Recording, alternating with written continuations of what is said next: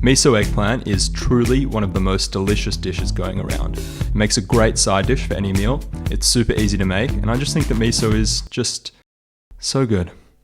We're gonna start by, there we go. Grab yourself an eggplant and slice it in half. Before we cook or do anything to this weird looking plant that doesn't really look much like an egg at all, we're going to feed it some salt. And what this will do is bring out loads of water, essentially draining the eggplant of its innate bitterness. Let the eggplant sit for like 20-30 minutes, and while we're waiting we can whip up our miso and its friends to make a delicious miso dengaku sauce. For the glaze we'll need some miso, soy sauce, sesame oil, mirin, and either some honey, maple syrup or sugar. I understand that a lot of recipes call for sake, but I feel like a lot of people, including me, might not have it around, so it's fine to leave it out. We're going to add 1 tablespoon of miso, followed by about 1 tablespoon of mirin, about a teaspoon of honey, 1/4 teaspoon of tamari or soy sauce, and 1/4 teaspoon of sesame oil. I then added a small dash of boiling water, just to loosen everything up a bit, before using this tiny little whisk to whisk it all together. Once we've left our eggplant to drain, you'll see that it's let off all of this water. Just go ahead and wipe off the excess water and salt. Then we can go ahead and carve a little crosshatch pattern into our eggo. Heat up a pan with some olive oil and throw the eggplant on the pan.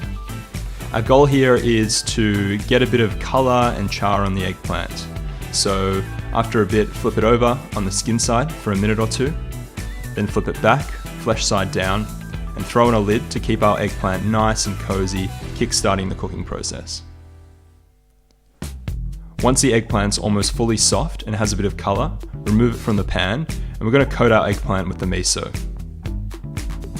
It's tempting here to absolutely drown our eggplant in miso, but I find it can make things quite intense, so add a nice amount.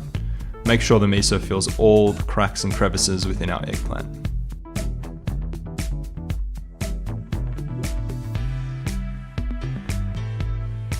Next, you can chuck it in the oven at around 200 degrees Celsius or around 390 degrees Fahrenheit. The last thing we want is a rubbery eggplant, so when you think it's nice and soft, take it out of the oven. Our eggplant's crisping up a bit and our miso's mingling nicely with our eggplant. Top with some sesame seeds if you have them handy, and then devour. Thanks so much for watching, guys. If you liked the video and you're interested in learning more, please like and subscribe. Cheers.